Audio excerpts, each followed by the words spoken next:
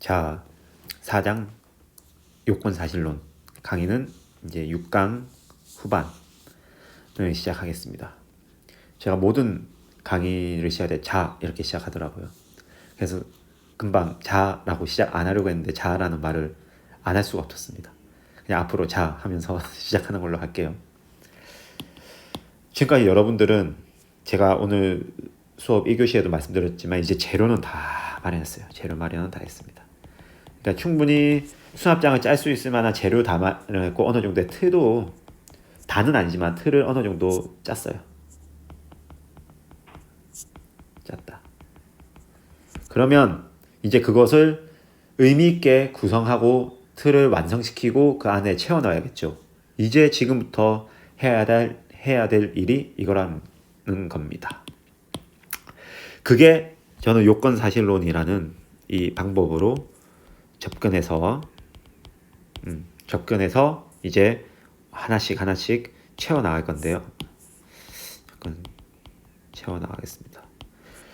이거는 사실 우리가 로스쿨 가면 로스쿨 빠르면 2학년 때 우리가 2학년 때 볼 수 있고요. 아마도 다 3학년 때 민재실이나 뭐 학교에 따라서 민사 실무 연습 이런 거 있더라고요. 민사 사례 연습, 민사 기록 연습 이렇게 나눠져 있는 것도 있는데 민사 실무 연습 이런 것들을 하면서 요건 사실론이라는 거 처음 배우고 이때 겨우 이제 사례 기록형 보기 시작하고 이제 다들 현타 오죠. 야, 처음부터 내가 이렇게 공부했으면 좋았을 걸 이라고 다 현타 옵니다. 예, 맞습니다. 왜 1학년 때 이렇게 안 가르치는지 저는 잘 모르겠어요. 물론 이 재료 마련이 필요합니다. 필요해요. 예, 맞습니다. 그런데 지금 제가 거의 한 5, 6강에 걸쳐가지고 재료 마련 했잖아요. 이 정도 알고 이거를 우리 복습하고 암기했다는 전제하에 이 재료들을 전제하에 이거 배워도 됩니다. 여기 배워서 이 틀 안에다가 넣어서 그 틀을 야금야금 채워서 살을 붙이면 돼요. 근데 왜 저는 이 요스쿨 2학년 3학년 때 배운지 모르겠어요. 물론 기초로 탄탄하게 하고 1학년 때 배우고 하면 좋죠. 우리 근데 민법만 하는 거 아니라고요. 현법도 해야 되고 공법도 해야 되고 할 게 너무 많아. 좀 쉬어야 돼. 데이터도 해야 돼. 영화도 좀 봐야 되고 운동도 해야 돼. 우리는 많아요. 할 일이. 그렇기 때문에 이 방법이 가장 저는 효과적이고 효율적이라고 생각합니다. 근데 이거를 요건사실론을 알기 위해서는 변호사가 하는 일이 뭔지 한 번 더 살펴볼 필요가 있어요. 제 오리엔테이션 강의에도 제가 이 강의안을 가지고 와가지고 설명을 살짝 드린 적이 있을 거예요. 오리엔테이션 자료에. 근데 지금 하나씩 좀 자세하게 한번 살펴보죠. 숫장을 쓰고요. 이거는 원고 대리인이. 선생님 이거 왜 하나요?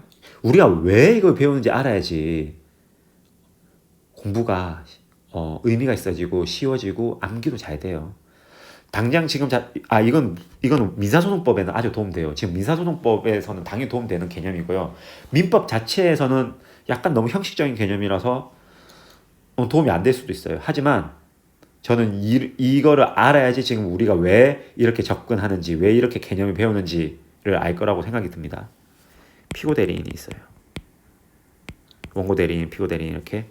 그래서 피고 대리인이 변호사로서 답변 쓸어내고 원고 대리인이 소장을 내서 소송을 제기하는 거죠. 그러니까 볼까요?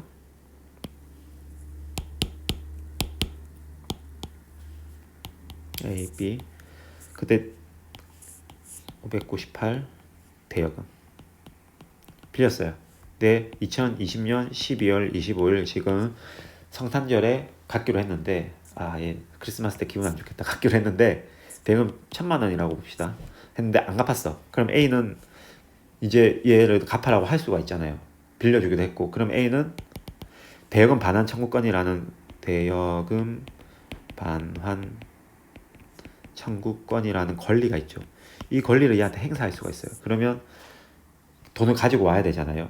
변호사한테 상담을 해요. 변호사 와가지고 변호사가 이제 그러면 이거는 보니까 약정하셨고 대여금 약정하셨고 이렇게 말해요. 약정하셨어요? 상담하면 딱 이렇게 물어요. 약정하셨어요? 할 때 2번. 그러면 돈 언제 줬어요? 하니까 2020년 뭐 1월 1일 날 줬대요. 대여했네. 2020년 예, 1,000만 원 지급했대요. 지급했고 B한테, to B한테 했고 3. 그래서 이행기 도래했어요. 네, 이행기가 바로 오늘입니다. 이때래. 이거 딱 세 개 체크하면 변호사는 씩 웃으면서 이거 그냥 이기겠는데? 하면서 대여 약정은 예를 들어 이것도 2020년 1월 1일 날 했다고 쳐요. 하면서 대여를 해준 거예요. 이렇게 하면서 변호사가 딱 보면서 이거는 이기는 사건이다. 쉬운 사건이겠네. 소위 말하는 꿀 빠는 사건이다. 이렇게 생각할 거예요. 그러면 이제 변호사가 저 양태용 변호사라고 합시다. 이 양태용 변호사가 딱 이거 보고 이제 소장을 쓰는 거예요. 소장을 딱 쓰는 거예요. 그래서 소장을 어떻게 구성한다? 청구 취지, 청구 원인 이렇게 구성해요. 청구 취지, 청구 원인으로 구성하고 청구 취지는 그냥 뭐 해라라는 거예요. 그냥 이 근거를 우리는 알 수 없어요. 청구 취지를 가지고는 근거를 알 수는 없어요. 그냥 뭐 해달라는 거예요. 그래서 1번 해가지고 B는 A에게 1,000만 원 지급하라.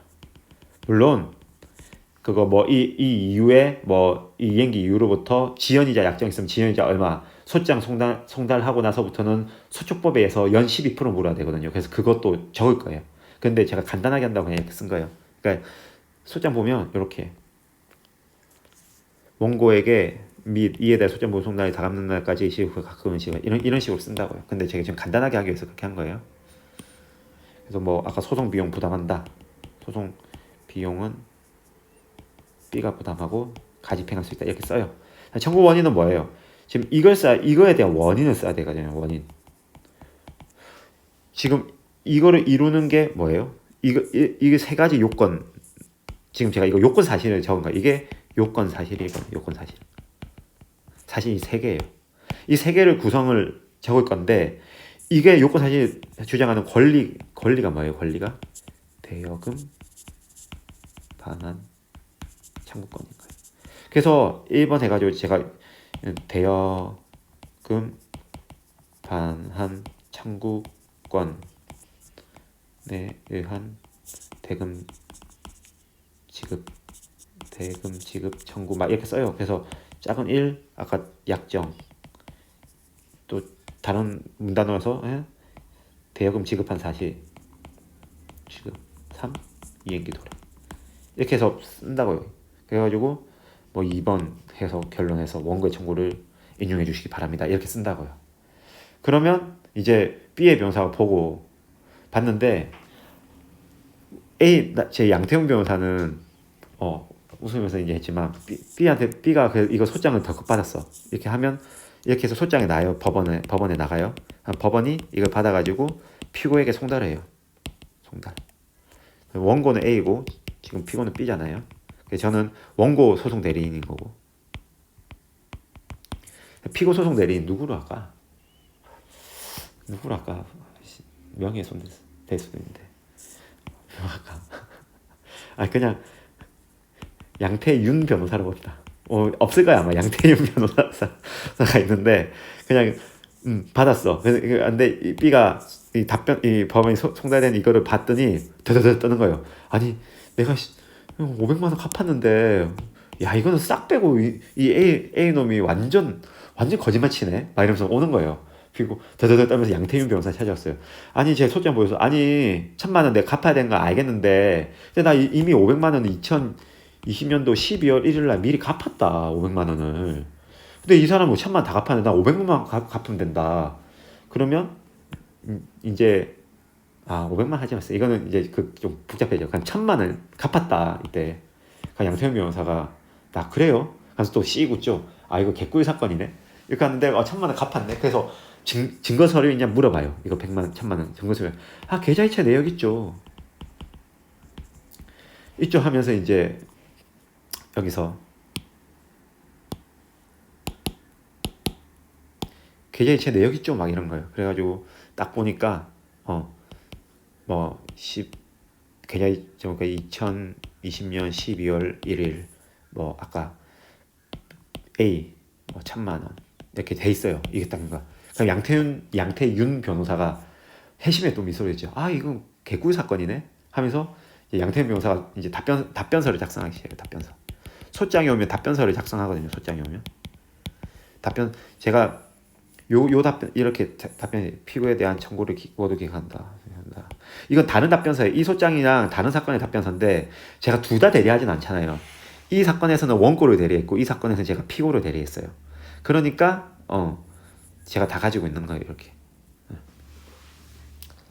그래서 답변서를 하는데 뭐 이제 여기 보면 딱 청구 취지에 대한 답변, 청구 원인에 대한 답변 이렇게 딱 답변하는 거예요.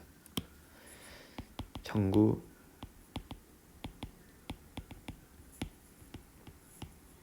답변 해가지고 막 쓰고 원고의 청구를 기각한다. A의 청구를 기각한다. 그럼 청구 원인에 대한 답변. 그러니까 여기 이거 막 썼잖아요. 요거 이거에 대한 답변. 근데 딱 이런 거 1.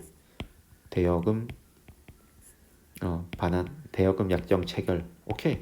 체결하고 하고 맡아라 해요. 사실 원고의 주장을 정리하고 그다음 반박한 사실 이렇게 적기도 해요. 아무튼 이 해가지고 근데 변제 사실.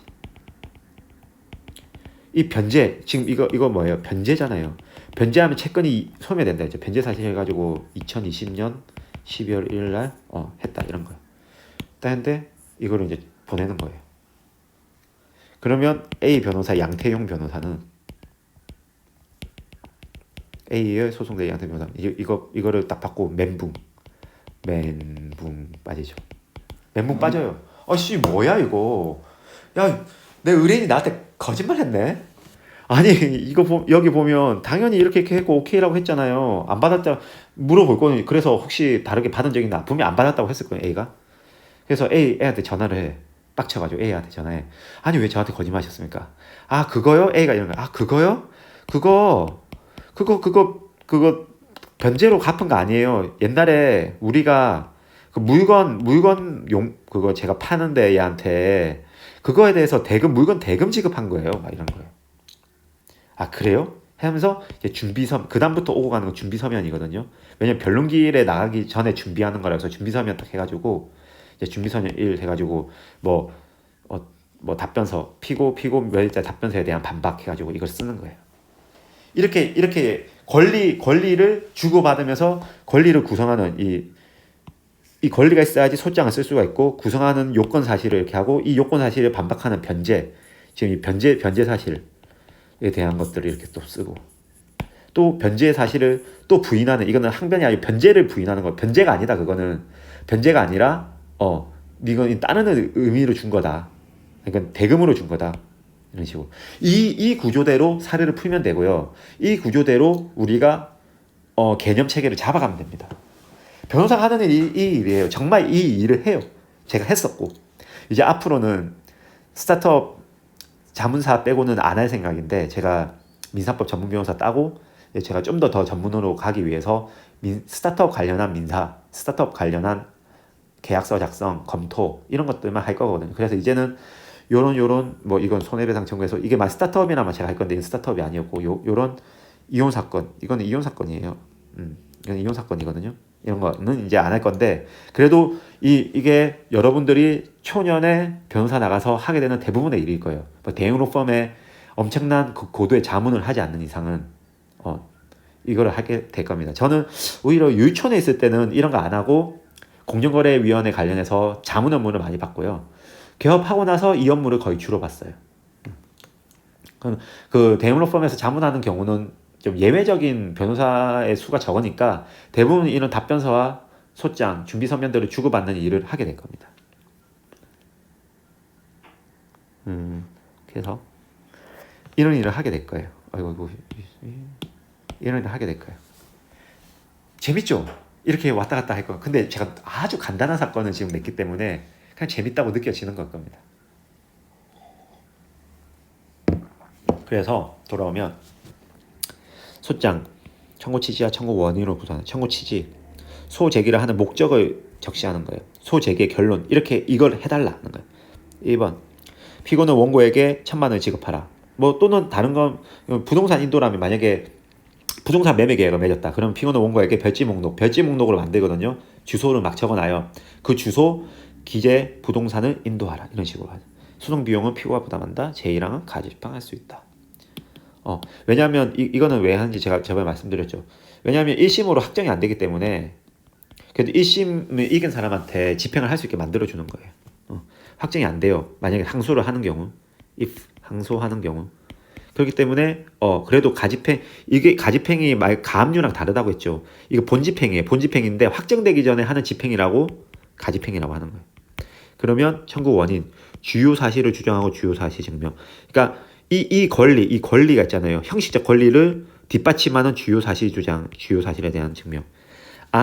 보니까 이 1,000만 원이 매매 계약에 의한 대금 지급 청구였다. 아니면 이 1,000만 원이 금전 소비 대차 대여금 계약에 의한 대여금 반환 청구였다. 이 둘 중에 하나가 있을 수 있는 거예요. 만약 근데 이 인도 부동산 인도라면 소유 반환 청구에 의한 소유권자의 인도 청구일 수도 있고. 이해가시죠? 이 근거가 이거는 형식적인 권리고 여기서 실질 권리와 그 권리 근거 주요 사실 근거가 되는 주요 사실과 그 다음 그거에 대한 증명이 필요하다고요. 이거를 청구 원인에서 적는 겁니다. 그래서 매매 계약이라고 하면 지급 청구를 한다라고 큰 목차를 달아놓고 원피고 간에 매매 계약 체결했고 이것만 주장하면 돼요. 사실 원고는 이것만 주장하면 돼요. 제가 뒤에 가서 이제 요건 사실만 이것만 증명 책임이 있거든요. 그런데 피고가 이렇게 항변할 수 있어요. 야 원고 네가 네 반대 채무 쌍무계약 반대 채무인 부동산 인도 소위 등을 이행하지 않았잖아 임마. 아니면 야 아직 매매 계약 그거 돈 줄 때 안 됐어 이렇게 말할 거예요 피고가. 그렇기 때문에 피고가 말할 거 알기 때문에 원고가 미리 이렇게 주장할 수도 있어요. 미리 나 이거 다 했고 이제 이행기도 도래했다. 근데 이게 없다 할지라도 매매 계약 체결로서 매매 대금 지급 청구는 가능해요. 근데 피고가 항변이나 부인을 하게 되면 이거는 기각당한다고요. 그래서 미리 원천 봉사하기 위해서 이거를 쓴다고요. 이렇게. 그 다음에 금융 소비대차 계약의 경우에는 아까 대여금 계약 체결, 대금 지급, 이행기 도래 아까 제가 말했죠. 이 세 가지를 말해야 돼요. 이거는 계약 체결 가지고는 안 돼요. 내가 돈을 줬어야 되고 이행기 도래했다는 거도 내가 주장해야 돼요. 이거는 원고가 다 주장해야 돼요. 이 위에 거에서는 원고가 매매계약 체결만 주장하면 되는데 이 피고가 이게 아니다라는 걸 주장해야 되는데 여기서는 원고가 이거 세 개 다 주장해야 된다고요. 이것들을 배우는 게 그 요건 사실이에요. 요건 사실이 원고가 뭘 주장할지 피고가 뭘 주장할지 그 구조를 알다 보면 우리가 권리를 어떻게 주장해야 될지 무기를 어떻게 써야 될지 방어를 어떻게 해야 될지 알게 된다고요. 소유 반환 청구는 어떻게 하면 된다고 했죠? 원고가 소유하고 피고가 직접 점유하면 끝난다고 했죠. 그런데 이렇게 하면 피고가 항변사유로서 점유할 권리가 있다라고 할 거라고 했죠. 점유할 권리가 있다라고 할 거라고 했죠. 그런데 미리 이 점유할 권리가 없다라고 주장을 할 수도 있어요. 원고가 원천 봉사하기 위해서 이런 식으로 이렇게 청구 원인 하면 청구 취지에 대한 반박과 청구 원인에 대한 반박을 하는 거예요. 피고 대리인이 일단 모든 청구를 기각한다. 원고가 부담한다. 이런 식으로 하는 거예요. 그런데 이게 대한 반박에 대해서 어떻게 구성되어 있느냐. 이 주요사실 주장에 대해서 부인 또는 항변하고요. 이거에 대한 증명을 입증을 해야 돼요. 자, 부인은 매매계약에 의한 대금 지급 청구라면 매매계약 체결 사실 자체가 없다는 거예요. 이거 자체를 얘 주장하는 것 자체를 끝내버린 거예요. 항변은 뭐냐면 네가 그래 오케이 맞다. 그런데 효력이 상실했다. 무효네 반사야지 있어 무효네 취소네 의견받다 차고 사기 때문에 내가 지금 취소를 하겠어. 해제네 네가 중간에 뭐 주기로 했는데 불이행했잖아. 아니면 야 이미 지급했는데 나 이거 다른 채권이 있는데 그걸로 상기할게. 이런 식으로 항변 네 거는 오케이 맞는데 내가 다른 말을 하겠다 이런 거예요. 아니면 금전 소비대차 계약에 의해서 대금 반환 청구를 지금 원고했잖아요. 부인 아니 계약 사실이 없어. 아니면 야 대여금 너 안 줬잖아. 이런 식으로 부인하시고 항변 야 이미 너한테 돈 줬잖아. 아까 같은 경우는 항변했죠. 돈 줬잖아 라고 변제했잖아요. 아니면 다른 돈이 있는데 소유물 반환 청구에 의한 인도 청구의 경우 아까 이거 213으로 인도 청구한 경우에 무권리자라고 야 너 네 소유권자 아니야. 무권리자라고 부인할 수도 있고요. 소유권자 아니라고. 아니면 항변 점유할 권리가 있다. 오케이, 네 소유 맞고 내가 직접 점유하는 거는 맞는데 나 점유할 권리가 있어. 뭐다? 나 지상권 있어, 전세권 있어, 임차권 있어, 유치권 있어, 동시행합에서 신의칙상 있어. 이런 식으로 주장할 수 있다는 거예요. 이거를 이제 우리 다 배우게. 이거를 배워야 돼. 근데 이미 우리 배워야 해요. 근데 이미 용어는 다 알죠. 용어? 용어 모르는 용어 있어요 지금? 항변 부인 빼고 우리 모르는 용어 있어요? 이미 다 재료 마련했다고요 우리. 다 재료 마련. 이제 우리는 겁내지 말고 깊게 배우면 돼요. 이제 깊게 배우면 돼. 이런 것들을. 그럼 사례 문제 다 풀 수 있어요. 얼마나 좋아요. 얼마나 좋은 세상이야. 좋은 세상이야. 너무 나갔나? 아무튼 네, 얼마나 좋아요. 맞죠? 자, 그래서 요건 사실의 사실론의 의. 요건 사실론의 의 봅시다. 요건 사실. 권리 또는 법률 관계의 변동을 가져오는 요건에 해당하는 사실. 권리 또는 법률 관계의 변동을 가져오는 요건에 해당하는 사실. 권리 아까 청구권 대여금 반환 청구권 있었죠. 그거를 가져오는 요건에 해당하는 사실. 법률 관계 변동, 발생, 변경, 소멸, 저지. 그래서 요건 사실 익히면서 권리 중심적 사고를 하는 것이 핵심입니다. 그래서 그 공방을 보는 게 중요해요. 공방을. 그래서 권리가 어떤 근거에서 발생했는지, 권리의 법적 성격, 물권적 청구권인지 채권적 청구권인지를 해서 그래서 그게 무엇인지 그 권리를 또 관철시킬 수 있는지를 그렇게 권리 중심적 사고를 하는 게 중요해요. 그래서 이 우리 그 민사소송법에 주요 사실이라는 개념이 나옵니다. 민사소송법에 나오는 개념이에요. 그 변론주의라는 것들도 민사소송법에서 나오거든요. 변론주의는 뭐냐면 내가 변론한, 그러니까 주장한 것만 법원이 판단해야 된다. 법원이 판단해야 된다. 이게 변론주의예요. 것만 법원이. 아까 소멸시효, 아까 우리 2교시에서 했나요? 소멸시효에 대해서 우리가 말했었을 때 피고가 그 주장을 원용하지 않으면 법원은 안 들어줘야 되는, 그 변론주의 때문에 그런 거예요. 관점에서 권리 주장하는 자가 주장하여야 할 사실. 그래서 이 주요 사실을 주장하지 않으면 그 사람이 패소 책임을 받는 거예요. 소멸시효의 주장은 그 피고 측, 소멸시효를 주장하는 사람이 주장해야 될 사실이거든요. 그래서 변론주의 관점에서 권리를 주장해야 하는 자가 주장해야 할 사실. 그래서 소멸시효는 피고 측에서 주장해야 될 주요 사실인 거예요. 그래서 요건 사실과 완전히 동일하지 않지만 거의 동일해요. 그래서 요건 사실, 그냥 지금은 선행이니까 요건 사실 거의 유사하게 이꼴 주요 사실이라고 보시면 됩니다. 그래서 그거 주장 책임을 지는 사람이 주장해야 할 사실이라고 보시면 됩니다. 요건 사실의 분류. 사실 분류는 크게 중요하지 않아요. 그냥 권리 근거 사실과 권리 소멸, 권리 장애, 권리 저지 사실 이렇게 나눠서 그냥 보는 게 훨씬 더 실질적으로 실효성이 있어요. 이렇게는 보통 피고가 방어하기 위해서 하고요. 이거는 원고가 공격하기 위해서 하거든요. 소멸, 장애, 저지를 굳이 나눌 필요는 저는 나눠서 볼 필요가 없다고 생각해요. 그냥 피고가 원고의 주장을 막기 위해서, 원고의 주장을 배척하기 위해서 하는 거라고 생각하시면 돼요. 대부분 권리 근거 사실은 원고가 주장합니다. 대부분의 피고의 권리 소멸 사실, 장애 사실, 저지 사실은 피고가 주장합니다. 피고가 주장해야 될 요건이에요. 피고가 주장 증명 책임 있는 요건이라고. 그래서 주로 1은 원고가, 2, 3, 4는 피고가 주장해야 됩니다. 그래, 권리 근거 사실은 법률 효과를 발생시키는 권리 근거 규정의 요건 사실, 권리 발생의 이유가 되는 요건 사실. 매매 계약으로 했다, 도급 계약했다, 임대차 계약했다 등 약정 채권. 이거는 그냥 이 계약 사실을 말하는 거예요. 계약 사실을 말하면서 그냥 그 조문을 이렇게 달고 오는 거예요. 계약 사실이 가장 중요하고 합의, 의사표시에 합치한, 그래야지 우리가 권리가 생긴다고 했잖아요. 의사표시 합치한 게 중요하고, 그런데 여기에다 전형계약들은 민법에 있으니까 이렇게 적어주는 거라고. 계약 사실 딱 말하고, 법정 채권은 당연히 법률 요건 들고 와가지고 해야죠. 사무관리, 이 요건에 이런 것들, 741, 750 딱 법조문 들고 와가지고 이 요건 딱 말해야 된다고. 그러니까 채무불이행, 결국 이렇게 계약 맺었는데 이거를 불이행해서 채무불이행으로 인한 손해배상 청구 390조. 맞죠? 채권자 대위, 우리 채권자 대위 막 요건 배웠죠?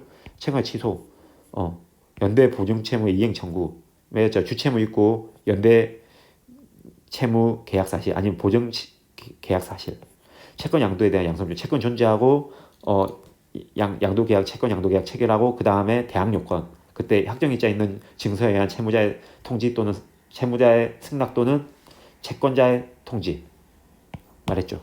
그 다음 소유권에 기한 인도 반환 청구권 1. 원고는 소유권자 2. 피고의 직접 점유 방해 배제 청구권 우리 그때 1. 원고의 소유 2.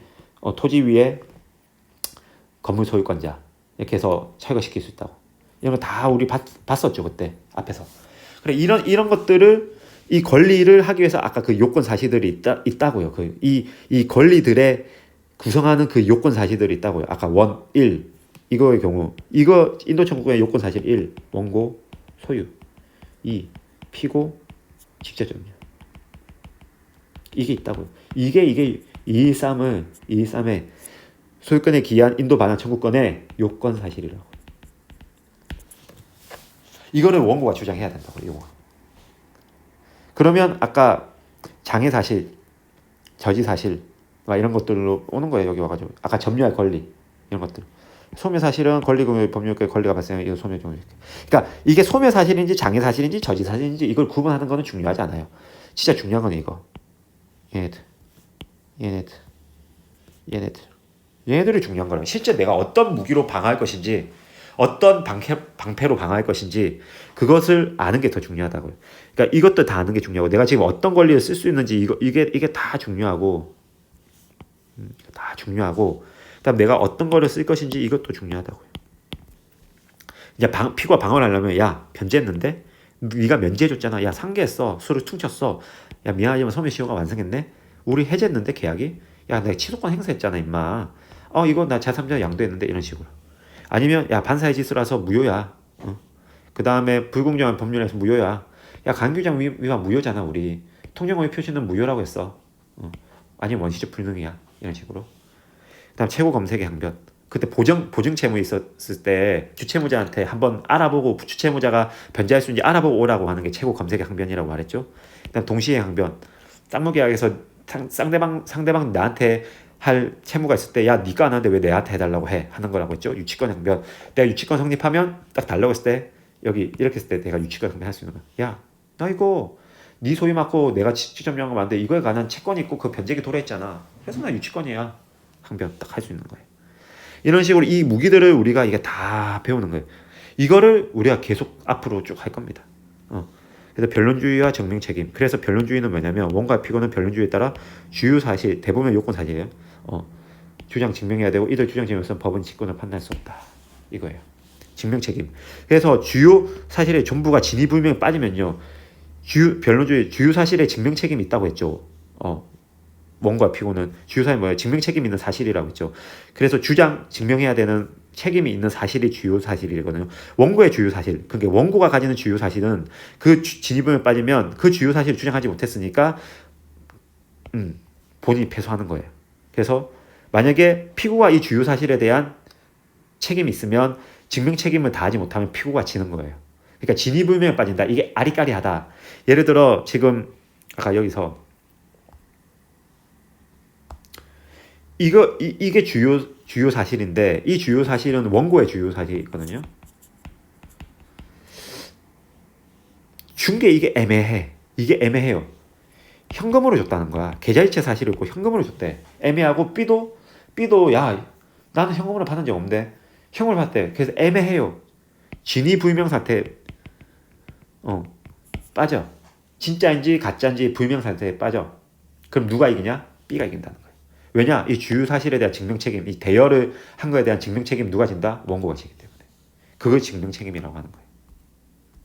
이 민사소송법적 개념인데 지금 이 정도는 아는 것도 민법 공부할 때 도움 되기 때문에 제가 가르쳐 드리는 겁니다. 지금. 그래서 일반적으로 원고가 청구 원인으로서 권리 근거 사실, 이 근거 사실을 주장 증명할 책임이 있고 일반적으로 피고가 항변으로서 권리 소멸 장애 저지 사실을 주장 증명할 책임이 있습니다. 그래서 이걸 하지 못하면 피고가 지는 거고 이걸 하지 못하면 원고가 지는 거예요. 부인과 항변, 재항변. 부인, 상대방이 주장하는 요건 사실의 존재 자체를 부정하는 주장. 그 자체를 부정하는 거예요. 아까 말했듯이 대여금 빌린 사실을 준 사실을 그거를 쳐내면 그건 부인이에요. 피고의 부인이에요. 근데 오케이 다 오케이인데 야 내가 변제했잖아 하고 말한 거는 양립 가능한 여기 주장한 사실을 인정하고 양립 가능한 사실인데 별개의 요건을 주장을 배치하는 건 항변이에요.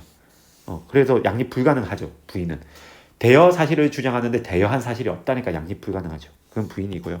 항변 상대가 주장한 요건 사실 자체는 인정하는데 권리 장애 사실 소멸 사실에서 변제했다. 이거 다 인정해. 오케이 인정하는데 야 변제했다 이런 식으로 하는 게 항변이란 거예요.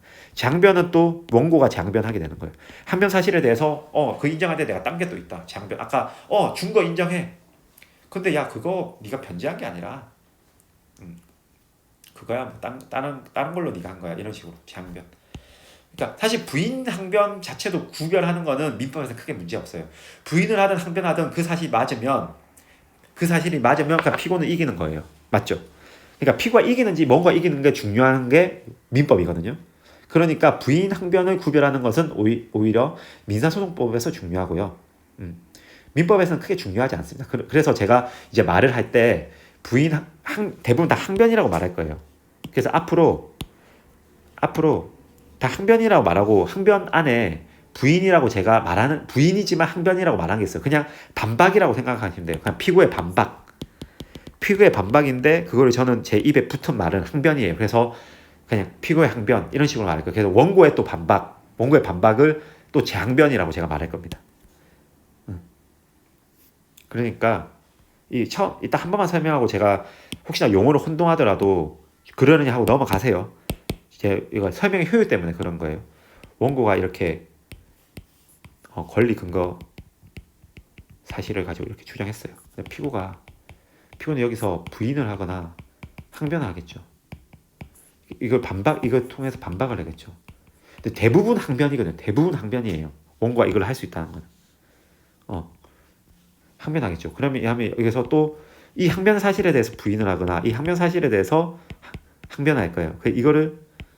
이게 재반박이겠죠.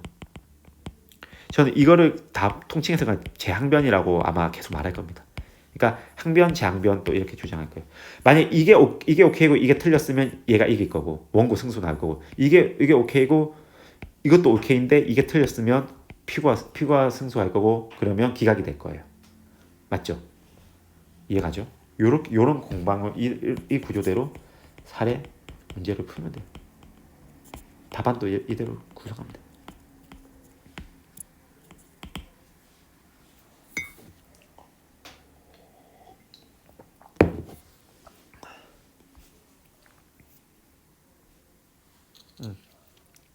자, 물권적 청구권에 대한 리딩 케이스 43의 기출. 채권적 청구권에 대한 리딩 케이스 있어요. 지금 이거 풀 수 있냐? 네. 지금 온 뒤에 할 이 요건 사실 이제 다음 시간에 이걸 자세하게 알아볼 건데 이것들을 다 하고 나면 이까지 다 하고 나면 그래도 어느 정도 이거에 대한 감을 잡을 거예요. 감을 잡을 거예요. 그래서 사실 있잖아요. 여러분들이 5강까지 배운 개념으로도 결론은 못 맞출 수 있는데 지도는 그릴 수 있어요. 그러니까 과정 지도는 그릴 수 있어요. 사실 만약 이거 지금 해온다 그릴 수 있다 이러면 여러분 리걸 마인드 인정. 지금 다른 선행학습이 하나도 안 돼 있는데 제 강의만 듣고 이거에 대해서 이 지도를 그린다 이러면 저 인정하고 저보다 앞으로 훨씬 잘할 사람입니다. 근데 충분히 할 수 있어요. 근데 이제 우리 7강에서 이거 확실하게 알아보고 7강에서 이거 다 배우고 나서 보면 이거 우리 완전하게 풀 수 있어요. 결론은 좀 못 맞출 수 있는데 대충 그림은 확실하게 그릴 수 있다고요. 한번 볼까요? 일단 여기 이게 권리 근거 사실이야. 이 근거 사실에 이 정도 주장 가능한 거예요. 우리가 소송을 걸면 재산권에 관한 거는 지금 우리 지금 친족 상속 안 해요. 재산권에 관한 거는 여기 정도면 다 된다고요. 그래서 이거를 기준으로 아예 청구권의 종류를 이렇게 다 이렇게 만들었어요. 매매 계약에 의한 청구. 어떤 청구인지. 소유권 이전 등기 청구 이건 매수인, 매도인, 임대차 계약, 임대차 보증금 반환 청구 임차인, 임대차 목적물 반환 청구 임대인, 대여금 반환 청구 대주, 빌려준 사람, 이런 거. 이제 빌려받은 사람은 뭐 주장할 게 없으니까 이미 돈 받았으니까 도급계약 예한 청구, 공사대금 청구 수급인. 그러니까 일을 해준 사람은 공사 돈을 달라고 했죠. 일을 맡긴 사람은 목적물 달라고 하겠죠. 그다음 부당이득 반환 청구. 이런 요건 사실을 해야지 원고에 청구되고. 그다음 불법 행위로 인한 손해배상 청구. 일단 일반 불법 행위가 있는데 이런 사용자 책임 이런 또 특수 불법 행위들이 있다. 좀 채무 불이행이나 요 손해배상 청구. 원고에 청구. 계약 체결하고 이 각 유형별로 나눠 가지고 가는 거 우리 그때 했었죠. 그다음 손해배상 이런 식으로. 채권자 대위권. 뭐라고 써요? 내 채무자가 제3채무자에게 권리를 소극적으로 이행할 때 이렇게 끌어오는 거라고 했지. 이렇게 시험. 그래서 원고가 피고는 누구라고 해서 제3채무자라고 했죠. 이렇게 청구할 수 있고 이렇게 항변할 수 있다. 채권자 취소권은 뭐예요? 채무자와 수익자 사이에 사회행위를 취소하는 거라고 했죠. 그래서 사회행위 취소 청구와 원상회복도 하는 거라고 했죠. 그래서 요건 사실인 거고 항변은 이건 제가 간단하게 다룬 게 뒤 가서 더 훨씬 열심히 다루려고 하는 거예요. 그 다음 보증계약. 보증계약 주채무가 원래 써야 되고 우리 보증계약 체결을 한 사실이 있어야 되죠. 그러니까 원고가 청구하는 거예요. 이 요건 사실을 말한 거예요. 그래서 이런 식으로 항변하는 거. 채권 양도하면 채권이 존재하고 양도인의 채무자에 대한 채권이 있고 양도계약 체결하고 대항요건이 있어야 된다고 말했죠. 그래야지 양수금 채무자한테 딱 채무자가 이렇게 항변. 소유권에 관한 반환. 우리 소유하고 직접 점유 피고가. 그러면 이런 식으로 막. 그 다음에 항상 이거를 가지고 오니까 그 점유물을 부당이득으로 사용하고 있었으니까 부당이득 반환 청구가 항상 따라와요. 이렇게. 그 다음 소유권에 기해서 토지 인도 건물 철거 퇴거 청구. 토지 인도 건물 철거하는 거는 건물 소유자에게 아니면 건물 미등기 매수인이지만 사실상 처분권자에게 하는 거고 퇴거 청구는 여기 소유자가 아닌 여기에서 점유하고 있는 사람한테 퇴거하는 거고 거기에서 또 똑같이 점유하고 있었으니까 부당이득 반환 청구가 같이 들어오고 그 다음에 소유권에 있어서 방해 배제를 하기 위해서 등기가 방해를 하고 있는 거라고 했죠. 소유자가 아닌데 등기를 치고 있으면 소유권자에 대한 방해잖아요. 그런 경우에 등기가 원인 무효일 때 이렇게 방해 배제 청구 214조. 그 다음에 점유 시효 취득 원인으로 한 소유권 이전 등기. 이거를 완성하면 뭐라고 했어요? 물건을 취득하는 게 아니라 이 채권적 청구권을 우리가 가진다고 했죠. 그래서 20년간 점유 계속사유 자평공 점유 사실. 당시에 진정한 소유권자의 전부금 추신금. 이거 우리 채권에 그때 채권 압류할 때 배웠죠. 그래서 압류 받아서 압류 채권자가 이렇게 청구하는 거예요. 요거. 쉽죠? 이해가죠? 마지막 하나 더. 대리. 우리 대리도 배웠잖아요. 대리는 뭔다? 계약 체결자가 이렇게 A, B 했는데 알고 보니 얘는 대리인이었어. 그래서 본인이 있어. 둘 사이에 대리권이 있어야 돼. 맞죠? 그래서 대리인과 원고 간의 계약 체결. 이거는 우리 이때까지 했던 거 다 이런 계약들 앞에 보면 이런 계약 체결했던 것들이고요. 이런 계약 체결했던 것들이고요. 그래서 이런 계약 체결했고 그 다음에 이 둘 사이에서 대리인으로서 대리권이 있었고 대리행위로서 현명을 했어야 된다. 현명은 내가 대리인으로서 이 계약을 체결한다라고 말하는 걸 현명이라고 말했죠. 현명해야 된다. 이렇게 해서 이렇게 했었을 때 B가 얘한테 주장하는 보통 C 본인한테 뭘 해달라고 할 거예요. 그럴 때 이 두 가지를 대리행위의 상대방이 본인에게 계약 이행 청구를 할 때 요거를 주장해야 돼. 대리행위의 상대방이잖아요. 상대방이 본인에게. 이럴 때 이거를 주장해야 돼. 너 대리인과 계약 체결했고 이 대리인이 대리권 있고 현명했어. 이렇게 요건하면 C가 이제 막 이런 것들을 주장하는 거. 끝. 이것만 알면 기본적으로 다 풀 수 있어요. 근데 이거를 이렇게 깊게 여기 다 깊잖아요. 요 깊은 이런 것들을 앞으로 이제 7강 때 이거를 좀 어느 정도 그래도 우리 페인트 칠하고 수납장 좀 문고리도 달고 하는 걸 할 거고 8강부터는 정말 완전 깊게 들어갈 거예요. 완전 깊게 공부할 겁니다. 각각 이 청구권 하나씩 떼가지고 가지고 와가지고 배울 거예요. 그래서 이 문제를 풀기 위해서는 아까 왜 이래? 이 두 문제를 풀기 위해서 우리는 뭘 알아야 되냐면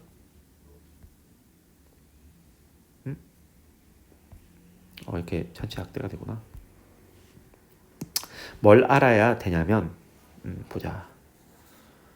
뭐 제가 알아야 될 거라고 생각되는 거는 뭐 요거 요 정도 알고 그 다음에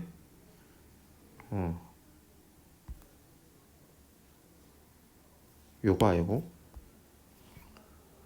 요거 알고 그다음에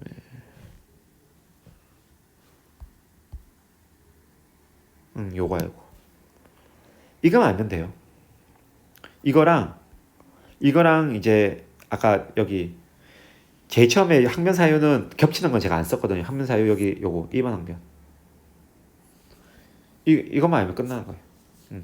당연히 매매 계약이니까 이건 알아야 되고 2번 항면 사유 이거를 좀 깊게 우리는 공부할 겁니다. 앞으로 요거 하면 끝나요. 요거랑 지금 요거 알면 끝나요. 정말. 선생님 진짜요? 네, 진짜입니다.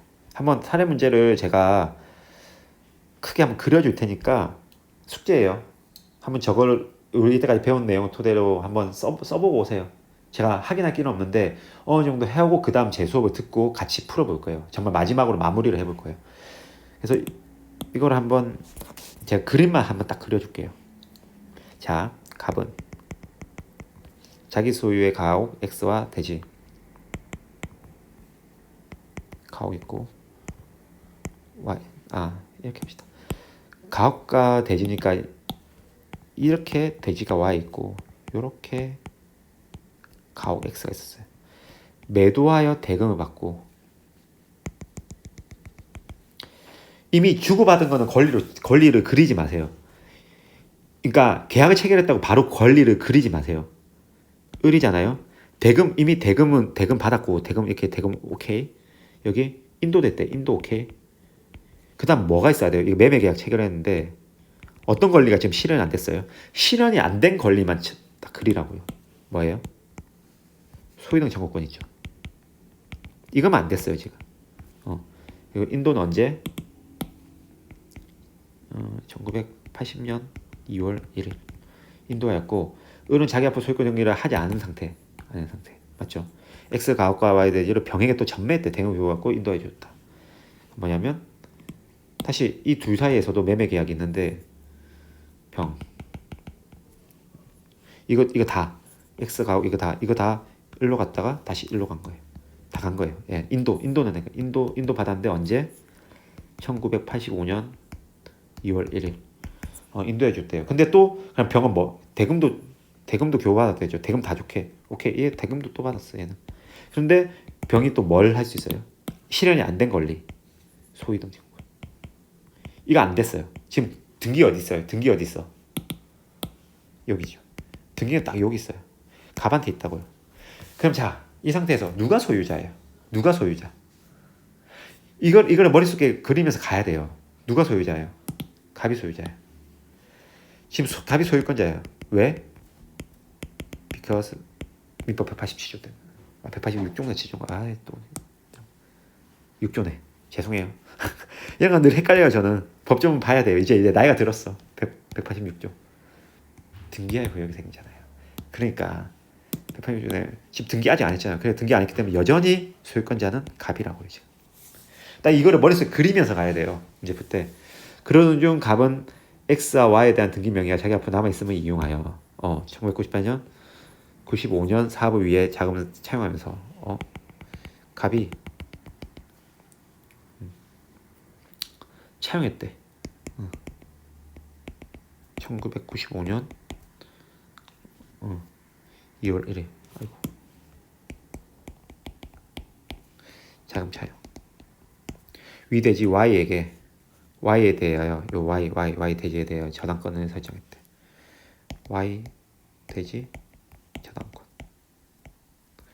딱 이게 사실 우리 배우면 이때 바로 둘이 소유 같은데 저당권 설정했다고 하면 뭐가 바로 머릿속에 떠오르냐? 법정지상권 개념이 머릿속에 나와야 돼요. 이제 여러분 지금 나오기는 어려울 거예요. 그러니까 이 계속 떠오르는 연습 이렇게 하면 아 소유권자 여기다. 분명히 뭔가 문제가 되겠구나.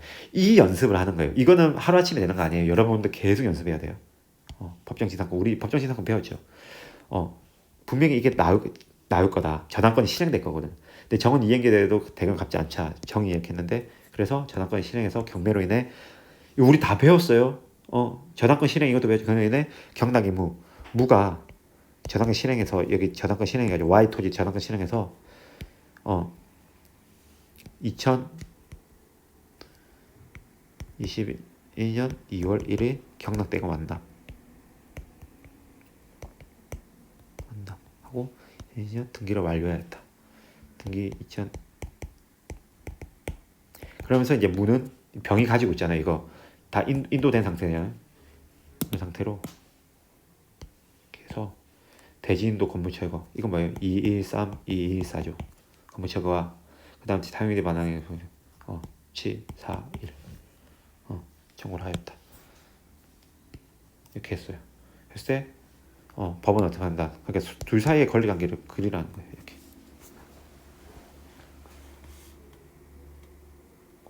어떻게 해야 될까요? 지금 이제 멘붕인가요, 여러분? 여러분 멘붕이에요? 이렇게 그리면 돼요. 1. 뭐에? 권리 근거 다시. 2. 병을 항변 사실. 이렇게 크게 목차 잡으면 돼요. 이거 제가 삐뚤하게 적을 이유가 없구나. 목차를 1.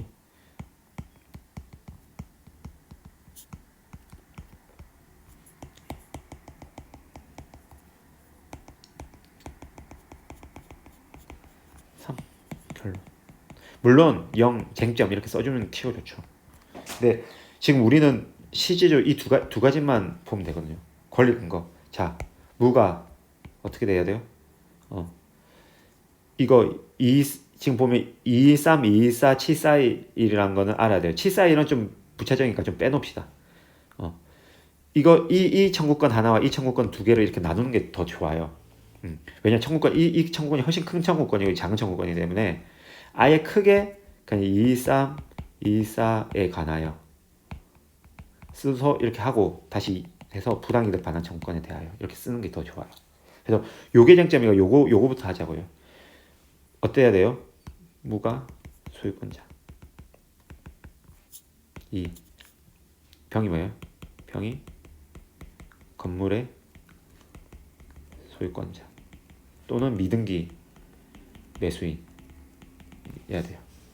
사실상 처분권자거든요. 이것만 만족하면 돼요. 왜냐하면 여기 보세요. 지금 아까 이제 그래서 이거를 외우고 있어야 돼요. 건물 철거 청구 원고 소유 사실. 지금 건물 철거하는 거잖아요. 아까 병한 그 무한 가불병 병한테 피고가 토지 위에 건물을 소유하거나 아니면 판례는 이걸 인정해요. 그러니까 이런 것들을 외워야 된다고요.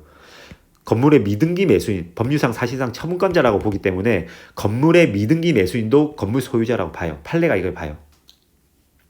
돌아오면 여기서 의도 미등기 매수인이었고 얘도 대금까지 준 미등기 매수인이죠. 그렇기 때문에 이거 된다고요. 미등기 매수인 사실상의 처분권자이기 때문에 판례의 문구입니다. 이게 왜 사실상 이런 거 토다지 말아요. 판례가 이렇게 쓰고 있어요. 이런 거 외워요. 그냥 이런 거 외워야 돼. 이해하려고 하더니 사실상의 처분권자라고 본대요. 그냥 미등기 매수인은. 이건 오케이. 지금 보니까 딱 그랬어. 인도받아서 미등기 매수인 맞아. 소유권자 이게 쟁점이죠. 이거에 대해서 풀어 써주는 거예요. 정말 여기에 무가 소유권자야? 무가 경락대금 만나고 하려면 저당권이 유효한 저당권에 의해서 경락을 받아야죠. 저당권이 유효해지려면 이 저당권이 설정되는 게 유효하려면 저당권을 설정하는 게 물권 변동이잖아요. 우리가 유효한 처분권자로부터 저당권을 설정했어야 되잖아요. 갑이 그러면 그때 당시에 저당권 설정할 1995년 2월 1일 당시에 갑이 이 Y 대지의 소유권자였냐? 네, 소유권자 맞습니다. 소유권자 맞잖아요. 응. 소유권자 맞기 때문에 왜냐? 지금 등기 안 됐잖아요. 그러니까 이 소유권을 쭉 보면 1980년도 2월 1일부터 보면 이 Y 잠깐만 Y 대지의 소유권자는 쭉 갑이다가 여기 갑이었어요.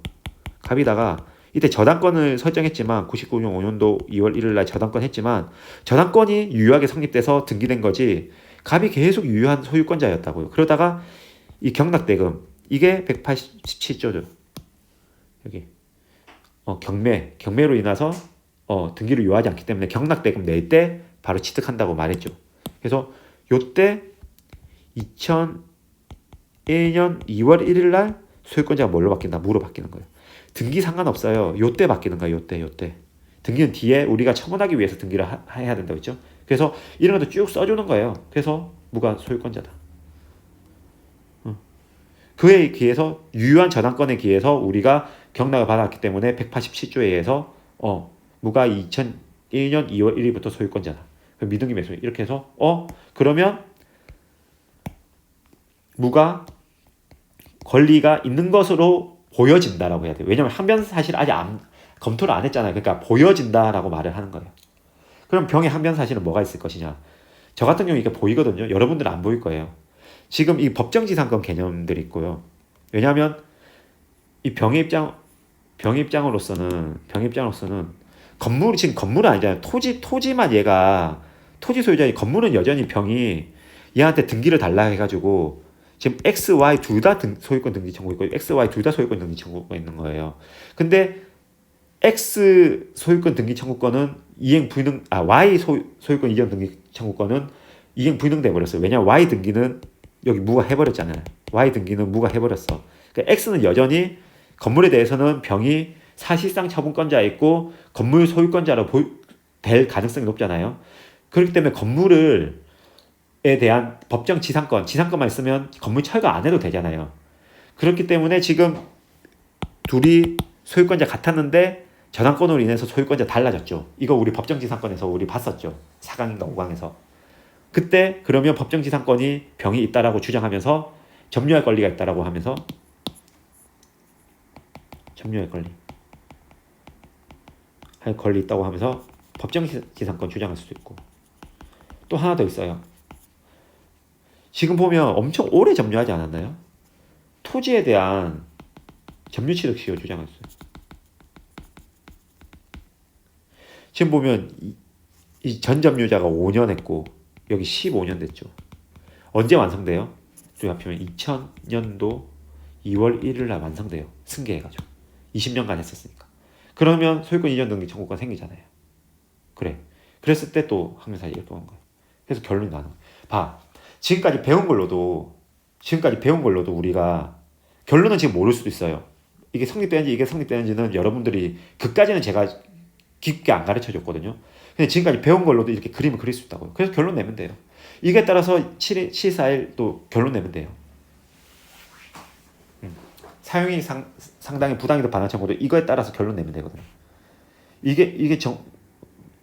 그러니까 무가 정당한 권리자인지 병이 정당한 권리자인지에 따라서 결론 날 거잖아요. 그러니까 이거를 결론 내고 나면 얼마나 신기하지 않아요? 지금까지 배운 개념으로도 그림 정도는 그릴 수 있어요. 결론은 못 내지. 지금 이게 성립하는지 여러분도 모르니까 지금.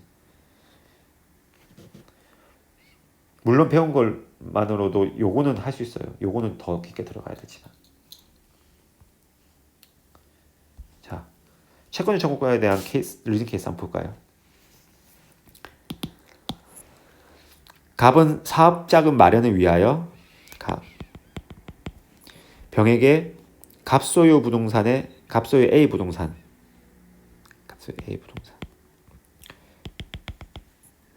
병에게 등기권리증 갑 임금도장 위임장에 A 부동산 담보로 1억 차용.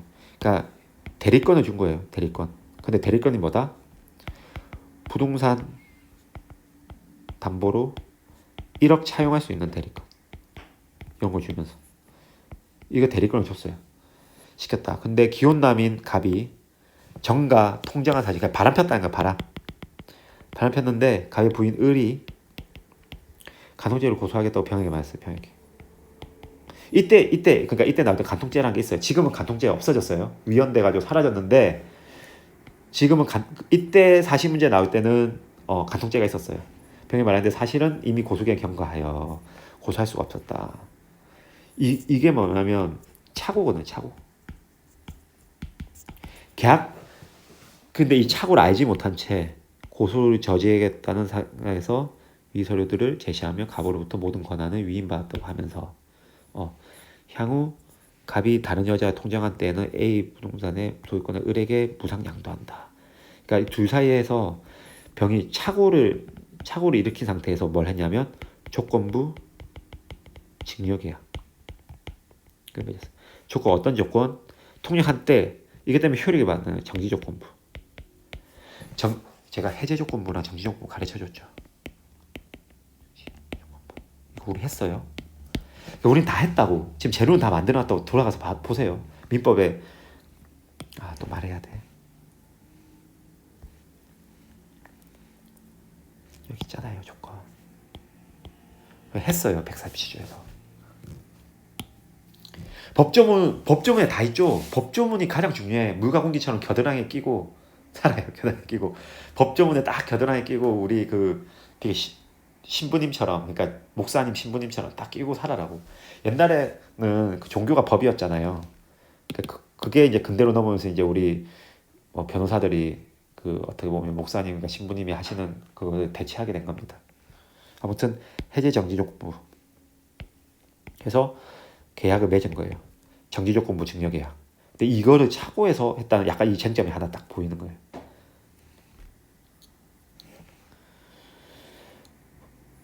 근데 어떻게 해서 대리인으로 했죠. 갑의 대리인. 이 대리 행위도 쟁점이 되겠네. 딱 여기서 나온 거. 근데 나중에 결국에는 또 말을 폈대. 안 된 놈이야. 이 새끼는 안 된 놈이다. 하면서 합의세 계약, 이 계약에 의해서 갑을 상대로 여기서 뭐라고 했냐? 조건. 그 조건은 뭐예요? 갑의 바람. 그래서 조건을 성취하면 어떤 효력을 하겠다고 했죠? 을이 갑에게 소유등 증여하게.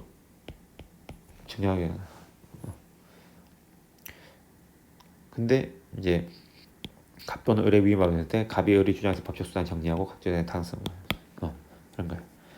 을은 이제 뭘 하겠어요? 이거는 대리이기 때문에 효력은 이 둘 사이에서 나오죠. 이게 대리 계약이에요. 대리. 그 때문에 효력은 여기서 발생해요. 본인에게 기속되니까. 그럼 을은 제일 처음에 갑에게 대해서 이 대리 계약에 의한 그거 할 거예요. 소위등 장권. 왜냐하면 조건 성취됐고 막 등등 말할 거예요. 그럼 갑은 이렇게 말하겠죠. 갑은 이 계약이 이상하다라고 하는 거 하나. 그 다음에 대리 행위 자체가 이상하다. 이런 거 하나 이렇게 말해요. 계약에 대해서는 이 병이 계약을 체결할 때 착오로 했다.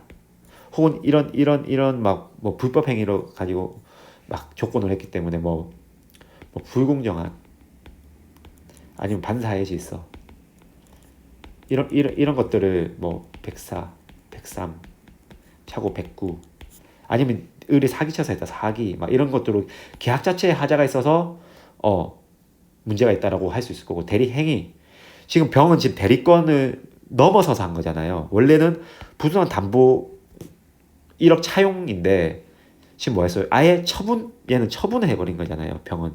그러니까 대리권을 넘어섰다. 무권 대리다. 이렇게 주장할 거예요. 무권 대리. 그럼 을은 일단 막 이거에 대해서 많이 말하고 무권 대리에 대해서 표현 대리라고 주장할 겁니다. 표현 대리는 뭐예요? 네가 무권 대리는 맞는데 네가 어느 정도 그 외관을 형성시켜줬기 때문에 나는 그에 믿었다는 정당한 사실이 있어. 왜냐하면 등기 권리증, 갑의 임금 도장, 위임장, 임금 증명서 이것 때문에 있어. 그러니까 나 표현 대리 주장해. 그래서 결론이 나올 겁니다. 이렇게 쓰면 돼. 이게 목차 1이고요. 요거 계약에 대해서 목차 쓰요. 목차 2 갑에 대한 항변에서 요거 쓰는데 요 안에다가 좀 더 안에 써가지고 표현 대리 넣으면 돼요. 그러면 답안지가 완성돼요. 이렇게. 쉽죠. 우리 지금까지 다 배웠어요. 결론은 모르실 거예요. 결론은 지금 이렇게 했을 때 모를 건데 지금 우리 5강까지 재료로 이거 다 했다고. 사실 나온 문제의 그림을 지금 우리 한 달도 아니지. 한 10일 공부하셨나요? 10일 공부해서 지금 우리가 그림을 그릴 수 있게 됐다고요. 장난 아니죠. 그림을 그릴 수 있게 됐어요. 지금. 다 이해가고 다 본인이 복습만 열심히 했으면 이 그림 정도는 그릴 수 있다고요. 결론은 몰라도. 이 정도면 충분하다는 겁니다. 지금 선행할 때는. 근데 이거 이제 결론까지 알게 해드리겠다는 거예요. 이 다음에는. 결론까지 알게 해드리겠다는 겁니다. 자, 이렇게 하고, 이제 이 우리 자세히 배워야지만, 이제 여기에 대해서 자세히 배워야지만 알게 되니까, 시강에서는 이제 이거에 대해서 자세히 하나씩 한번 배워볼게요. 6강은 여기까지 마치겠고요. 여러분, 메리 크리스마스입니다. 아무튼 수고 많으셨어요.